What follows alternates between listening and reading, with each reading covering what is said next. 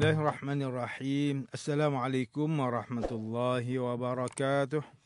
Innal hamdalillah nahmaduhu wa nasta'inuhu wa nastahdi bihi wa nastaghfiruh. Wa na'udzu billahi min shururi anfusina wa min sayyiati a'malina.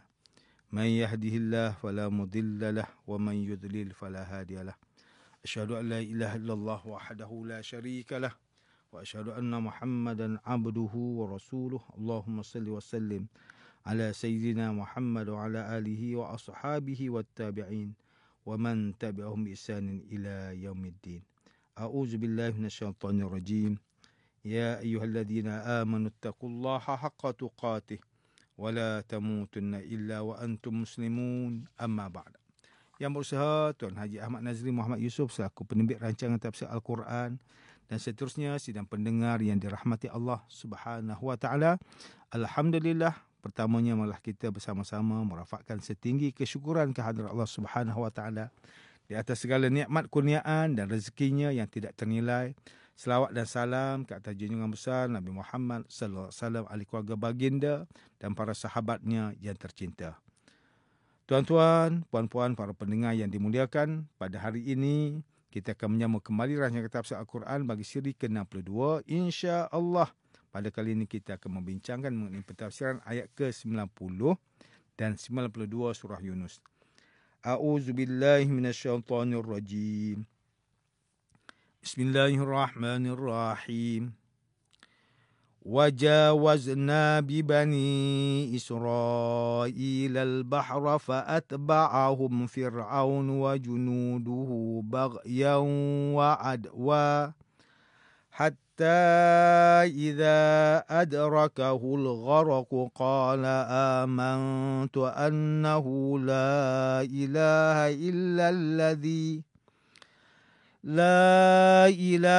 إلا الذي آمنت به بنو إسرائيل وأنا من المسلمين.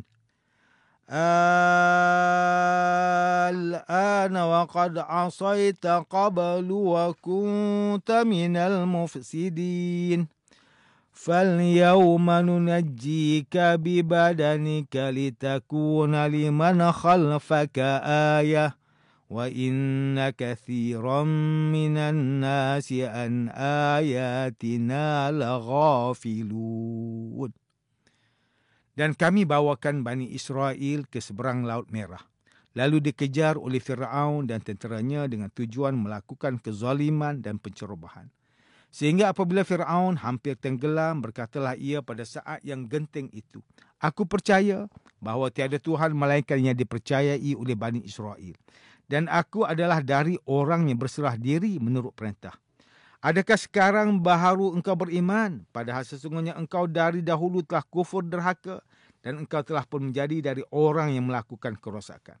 Maka pada hari ini kami biarkan engkau, wahai Fir'aun, terlepas dengan badanmu yang tidak bernyawa daripada ditelan laut, untuk menjadi tanda bagi orang yang di belakangmu supaya mereka mengambil iktibar. Dan ingatlah, sesungguhnya kebanyakan manusia lalai daripada memerhati dan memikirkan tanda-tanda kekuasaan kami. Sidang pendengar yang dirahmati Allah Subhanahu wa taala, Profesor Dr. Muhammad Quraish Shihab melalui kitabnya Tafsir Al-Misbah menyatakan pada ayat ke-92 makna kalimah nunajjika, iaitu kami selamatkan engkau. Namun ada juga sebahagian ulama yang membacakan dengan nunjika yang diambil daripada perkataan najwa, iaitu tempat yang tinggi. Ia dikaitkan sedemikian apabila bangkai Fir'aun dihanyutkan ke tepi pantai di tempat yang tinggi sebagai jawapan daripada Allah kepada mereka yang bertanya, adakah masih hidup atau telah mati? Sidang pendengar yang dimuliakan, Profesor Dr. Tengku Muhammad Hasbi As-Siddiqi menulis kitabnya Tafsir An-Nur mentafsirkan ayat ke-90 surah Yunus ini.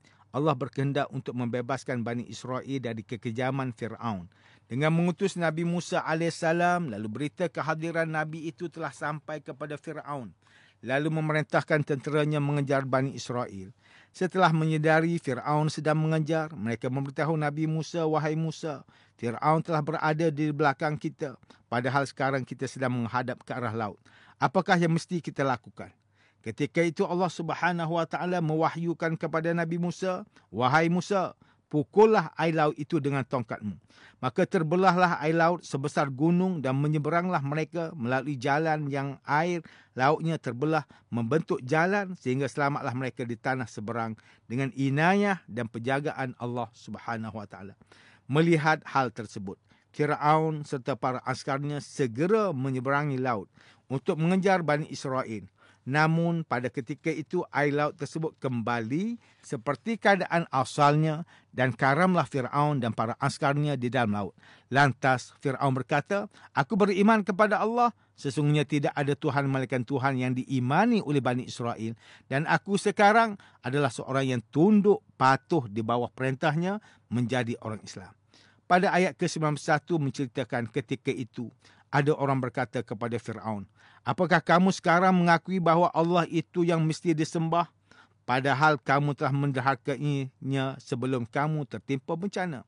Kamu sememangnya tergolong orang yang berbuat kerosakan di bumi dan menghalang manusia menuju ke jalan Allah Subhanahu Wa Taala." Dalam ayat ke-92 disebutkan, pada hari itu kami Allah meletakkan tubuh Firaun di tempat yang tinggi dan kami melemparkan ke tepi pantai melalui perantaraan ombak supaya orang yang masih meragukan kematianmu dan menyangka kekuasaanmu ke atas semua manusia meyakini bahawa Firaun benar-benar meninggal. Begitu juga agar ia dijadikan tanda yang menunjukkan tentang kekuasaan Allah dan hikmah bagi orang terkemudian. Ulama salaf menjelaskan bahawa di antara Bani Israel ada yang meragukan kematian Firaun. Maka Allah menyuruh laut mencapakkan tubuh Firaun yang sudah meninggal itu dalam keadaan utuh ke tempat yang tinggi di tepi pantai supaya orang yang masih ragu itu percaya bahawa Firaun benar-benar telah meninggal. Kebanyakan manusia tidak memperhatikan ayat-ayat dan dalil-dalil kami yang menunjukkan bahawa ibadah itu milik Allah. Bani Israel diberi Allah tempat yang aman, dilimpahi rezeki yang baik dan dijanjikan tanah Palestin melalui perantaraan Nabi Ibrahim, Nabi Ishak dan Nabi Yaqub. Namun kerana keingkaran mereka terhadap para nabi, maka Allah Subhanahu Wa Taala menarik Palestin dari mereka. Manakala Ustaz Salahuddin Abdullah dan Ustaz Umar Khalid melalui kitab mereka Tafsir Mubin mentafsirkan ayat ke-90 sehingga ayat ke-92 surah Yunus ini, Allah Subhanahu Wa Taala menyatakan bahawa Bani Israel telah dibawa ke seberang Laut Merah, Laut Suis, lalu dikejar oleh Firaun bersama tenteranya dengan tujuan untuk melakukan kezaliman dan pencerobohan. Apabila Firaun hampir tenggelam, dia berkata pada saat yang genting, "Aku percaya bahawa tiada Tuhan melainkan Tuhan yang dipercayai oleh Bani Israel dan aku terdiri daripada orang yang berserah diri menurut perintah Islam." Ibnu Abbas radhiyallahu anhuma menyatakan bahawa malaikat Jibril telah menyumbat tanah ke dalam mulut Firaun kerana bimbang sekiranya dia akan beroleh rahmat. At-Tabari berkata yang dimaksud dengan rahmat di sini ialah terselamat daripada tenggelam. Begitu juga pendapat Abu As-Su'ud. Ibnu Abbas radhiyallahu anhuma berkata, terdapat di kalangan Bani Israel yang kurang percaya bahawa Firaun telah mati. Maka Allah Subhanahu Wa Taala memerintahkan kepada laut supaya mencampakkan mayat Firaun ke permukaan air supaya semua orang yakin bahawa dia telah mati. Seterusnya, Profesor Dr. Haji Abdul Malik bin Abdul Karim Amrullah atau lebih dikenali sebagai Hamka melalui kitabnya Tafsir Al-Azhar ketika mentafsirkan ayat ke-90 surah Yunus, beliau menyatakan bahawa kisah Bani Israel menyeberangi lautan untuk menyelamatkan diri telah tercatat dalam surah Al-Baqarah, surah Al-A'raf, surah Asy-Syu'ara dan beberapa surah yang lain. Lautan terbelah setelah Allah menitahkan Musa memukul tongkatnya ke laut dan Bani Israel dapat berjalan di atas tanah lautan yang telah dikeringkan Allah. Lalu Firaun dan tenteranya mengekorinya kerana murka mereka meninggalkan Mesir dan hendak membebaskan diri dari menganggap Firaun itu sebagai Tuhan. Mereka mengejar dengan berharap agar mereka kembali semula ke Mesir.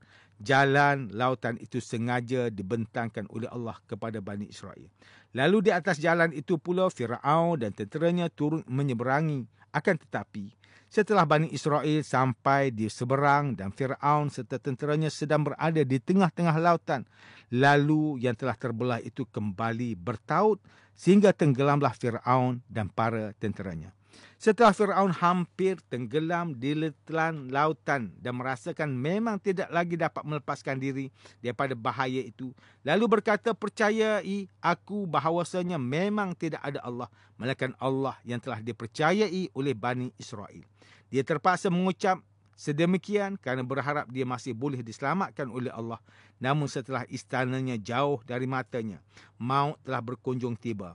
Ombak gelombang bersabung dari kiri kanan dan badannya telah tenggelam turun kerana diberatkan dengan pakaian serta perhiasan yang ada pada dirinya.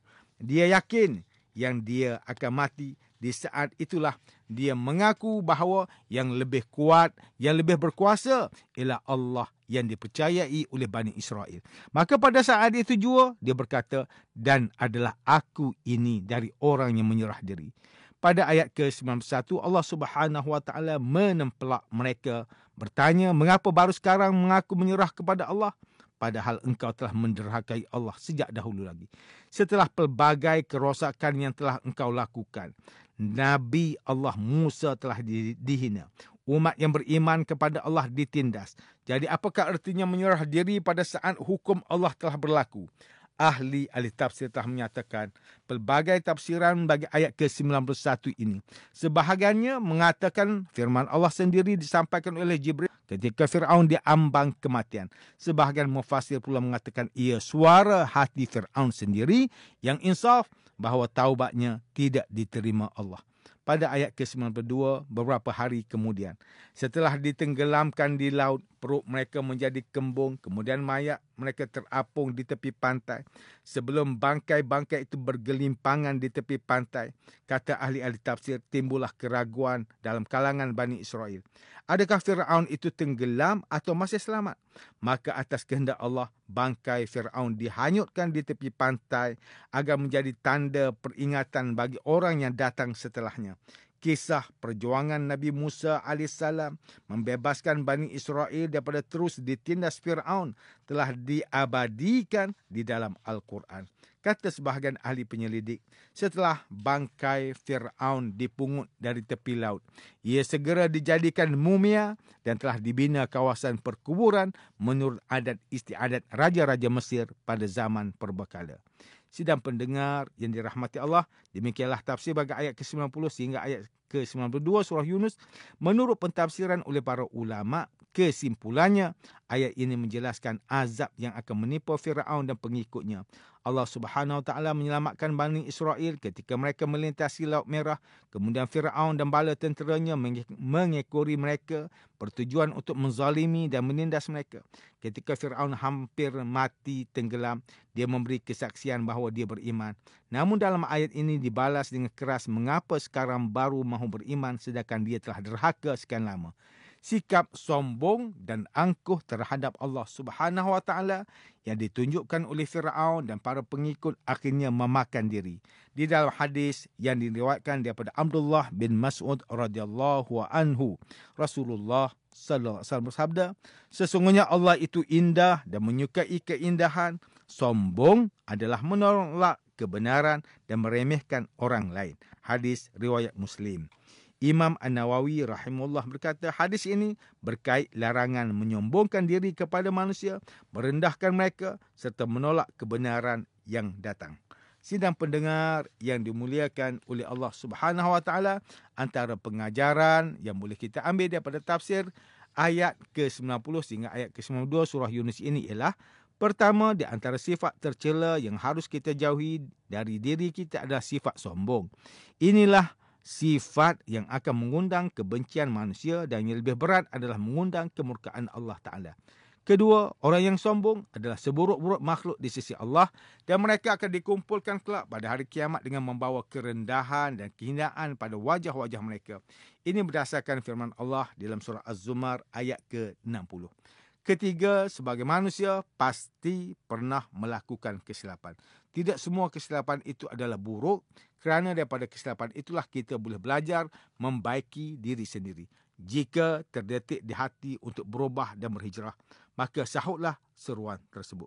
Sidang pendengar yang dirahmati Allah, sekian saja rancangan tafsir Al-Quran pada hari ini. Semoga kita semua mendapat manfaat daripada perbincangan ilmu ini. InsyaAllah, mudah-mudahan kita akan bertemu lagi pada siri rancangan tafsir Al-Quran yang akan datang. Wabillahi taufiq wal hidayah. Wassalamualaikum warahmatullahi wabarakatuh.